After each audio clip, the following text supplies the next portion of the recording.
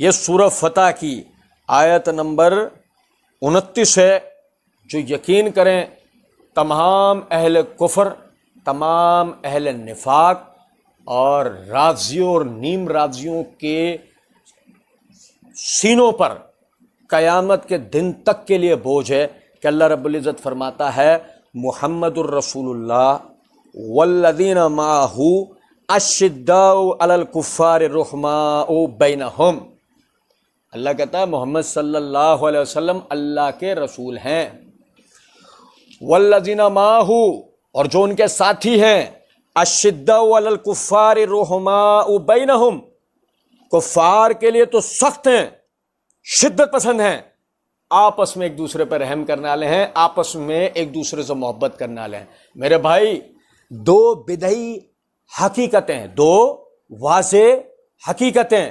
محمد صلی اللہ علیہ وسلم کا رسول ہونا جس طرح ایک اٹل حقیقت ہے، آیت کے اگلے حصے میں اللہ کہتا ہے محمد صلی اللہ علیہ وسلم کے ساتھیوں کا آپس میں محبت کرنا ایک اٹل حقیقت ہے.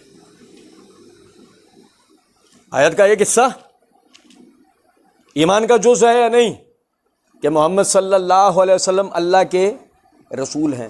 آیت کا اگلا حصہ کیا ہے؟ ان کے جو ساتھی ہیں کفار کے لیے سخت ہیں، آپس میں ایک دوسرے سے محبت کرنے والے. اور میرے بھائی سمجھے اس بات، کیا رافضیوں اور نیم رافضیوں سے سننا، کیا ان منافقوں، ان سازشیوں سے سننا، کیا ان دھوکے بازوں ایمان کے لٹیروں سے سننا جو یہ ہمیں یہ سنا رہے ہوتے ہیں کہ وہ آپس میں ایک دوسرے سے لڑے، آپس میں ایک دوسرے کے لیے سخت ہو گئے. تب سوال یہ پیدا ہوتا ہے اللہ کی بات سچی ہے یا تمہاری؟ قطع نظر ہم ان تاریخی حوالہ جات اور روایتوں پر بات نہیں کر رہے، کیونکہ ہم سے سوال کرنے والے بھائی نے بھی ایسی کسی روایت کی طرف توجہ نہیں دلائی. ایک عمومی سوال کیا ہے کہ علی اور معاویہ کے باہمی تعلق کو واضح کر دیا جائے. تو الحمدللہ قرآن کی روشنی میں آپ بھائیوں کے سامنے یہ جو آیات رکھنے کا مقصد ہے کہ اللہ تو بار بار قرآن میں ان کے باہمی تعلق کو کیا بتا رہا ہے؟ ان کے دلوں میں ایک دوسرے کے لیے محبت تھی، ان کے دلوں میں ایک دوسرے کے لیے کینہ نہیں تھا. وہ اس نعمت کی وجہ سے آپس میں بھائی بھائی ہو گئے، اور وہ بھائی بھائی ہونے کا تعلق ایسا ہو گیا کہ وہ کفار کے لیے سخت ترین ہو گئے لیکن آپس میں ایک دوسرے کے لیے نرم ترین ہو گئے، آپس میں ایک دوسرے کے لیے محبت کرنے والے ہو گئے. یقین کریں اب اگر ان کذاب و دجالوں، ان منافقین، ان جنگلیوں جاہلوں کے کہنے کے مطابق اگر ہم صحابہ کو ہی آپس میں دستوں گریباں دکھا دیں، تب پہلے ان سے کہیں تاریخ کی کتابیں ایک طرف رکھیں، پہلے ہمیں قرآن کی آیات سمجھائیں کہ ان کے معنی اور مفہوم کیا ہوں گے. اللہ عالم الغیب ان باتوں کو جانتا تھا نہیں جانتا تھا جو آپ بتا رہے ہیں. اچھا، اب میں آپ کے سامنے ایک دوسری بات رکھتا ہوں، اس کو سمجھیے گا. ہم جمل اور صفین کے جھوٹے سچے قصے سنا کر آپس میں ان کے ایک دوسرے کے خلاف بغض، کینہ، نفرت کو اس طریقے سے بتاتے ہیں اور ایسے رنگ آمیزی کے ساتھ بتاتے ہیں گویا کہ وہ ایک دوسرے کی جان کے در پہ ہوں، گویا ایک دوسرے کو مسلمان تک سمجھنے کو تیار نہ. قرآن کی آیت میں نے آپ کے سامنے رکھی، یہ میرے ہاتھ میں نہج البلاغہ ہے. یہ شیعہ حضرات کے ہاں درسی کتاب ہے. سمجھے ذرا بات کو، بڑا مقام و مرتبہ ان کے ہاں اس کتاب کا مانا جاتا ہے. اس کے صفحہ نمبر 681 میں امیر المومنین علی بن ابی طالب رضی اللہ تعالی عنہ کے ایک خط کا تذکرہ ہے. آپ سنیے گا ذرا غور سے. لکھا ہے کہ ہمارے اور اہل شام کے درمیان، یعنی معاویہ رضی اللہ عنہ اور ان کے ساتھیوں کے درمیان، علی رضی اللہ عنہ کہہ رہے ہیں کہ ہمارے اور اہل شام یعنی معاویہ رضی اللہ عنہ اور ان کے ساتھیوں کے درمیان معاملہ اس طرح شروع ہوا کہ ہم سب کا رب ایک ہے. بھائی میرے توجہ سنیں، بھائی میرے توجہ سنیں. ہم سب کا رب ایک ہے، ہمارا نبی ایک ہے، ہماری دعوت اسلام ہے، ایک ہے.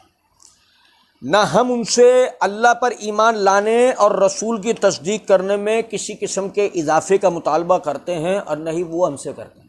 یہ تو نہ ہم ان سے زیادہ ایمان لائے ہیں نہ وہ ہم سے زیادہ ایمان لائے. ہم سب ایک تھے. بھائی میرے پیارے، سیدنا علی بن ابی طالب رضی اللہ عنہ، معاویہ رضی اللہ عنہ، ان کے ساتھیوں اور اپنے ساتھیوں کے تعلقات کو لے کے اہل کوفہ کو، سننے والوں کو، اپنے سمجھنے والوں کو اس اختلاف کی حقیقت کیا بتا رہے ہیں کہ ہم سب کیا تھے؟ یقین کریں یہ میری دلیل نہیں ہے، میری دلیل وہ قرآن کی آیتیں ہیں جو میں نے آپ کو پہلے پڑھ کے سنا دی ہیں. یہ تو میں ہر اس ویڈیو کے دیکھنے والوں کو تحقیق کا ایک نقطہ دے رہا ہوں، اسے سمجھیں. کہہ رہے ہیں ہم سب ایک تھے، اختلاف تھا تو صرف سیدنا عثمان بن عفان رضی اللہ تعالی عنہ کی شہادت کے معاملے میں کہ وہ یعنی اس خون کا ہم سے مطالبہ کرتے تھے اور ہم اس سے بالکل بری ذمہ ہیں. یہ جو خط ہے، جو عبارتیں ہیں، یہ ہماری دلیل نہیں ہے، لیکن سنانے والے قصے ان کے ہاں یہ بڑی معتبر کتاب ہے. آپ سمجھیں ذرا اس بات. علی رضی اللہ تعالیٰ عنہ کیا کہہ رہے ہیں؟ ہمارے اور ان کے درمیان ایمان کا کوئی اختلاف، عمل کا کوئی اختلاف، دین کا کوئی اختلاف نہیں ہے. ہم سب ایک ہیں، ہمارا رب ایک، ہمارا دین ایک، ہماری دعوت ایک، ہمارا نبی ایک، سب کچھ ہے. اختلاف ہوا تو صرف اس معاملے میں کہ وہ شہادت عثمان پر ہم سے مطالبہ کرتے تھے قصاص، کہ یا تو تم قاتل ہو یا تم یعنی اس کا بدلہ لوگے، تو ہم اس خون سے بری ذمہ ہیں. یہ علی رضی اللہ عنہ نے اپنی طرف سے صفائی پیش کی. اسی طریقے سے یہ آپ دیکھیں، یہ مصنف ابن ابی شیبہ ہے، اس کی جلد نمبر 14 کا صفحہ نمبر 273، روایت ہے 38,850. حارث العور کہتا ہے لما رجع علی من صفین علم انہ لا یملک ابدا. جب سیدنا علی بن ابی طالب رضی اللہ تعالیٰ عنہ صفین سے واپس لوٹے تو اس وقت تک جان چکے تھے کہ اب اختیارات میرے ہاتھ میں نہیں رہیں گے. فتکلم باشیاء کان لا یتکلم بها. تو اس دن انہوں نے ایسی باتیں ہم سے کی جو اب سے پہلے کبھی نہیں کی تھی. وحدث باحادیث کان لا یتحدث بها. اور اس دن ہمیں ایسے واقعات، ایسی روایتیں، ایسی باتیں بتائیں جو اس سے پہلے ہمیں کبھی بتائی نہیں تھی. فقال فیما یقول. تو وہ کہتے ہیں کہ اسی میں نے ان سے سنا ایھا الناس لا تکرہوا امارۃ معاویہ. اے لوگوں، معاویہ کی حاکمیت کو برا مت سمجھنا. واللہ لو قد فقدتموہ. اللہ کی قسم اگر تم نے معاویہ کو بھی کھو دیا، لقد رأیتم الرؤوس تنزع من قواہلها کالحنظل. اگر تم نے معاویہ کی عمارت کو بھی کھو دیا تو تمہارے سر تمہاری گردنوں سے کٹ کے بالکل اس طرح گریں گے جیسے حنظل کا جو تنا ہے وہ اپنی جڑ سے کٹ کے گرتا ہے. میرے بھائی، اگر معاویہ رضی اللہ تعالیٰ عنہ کی حکومت، ان کے جو حکومتی معاملات تھے، وہ کسی بھی طرح کتاب و سنت کے خلاف، کسی بھی طرح فتنے کا باعث ہوتے، تو کیا سیدنا علی بن ابی طالب رضی اللہ تعالیٰ عنہ اپنے پیچھے یہ وصیت کر کے جاتے؟ سمجھے ذرا مسئلہ.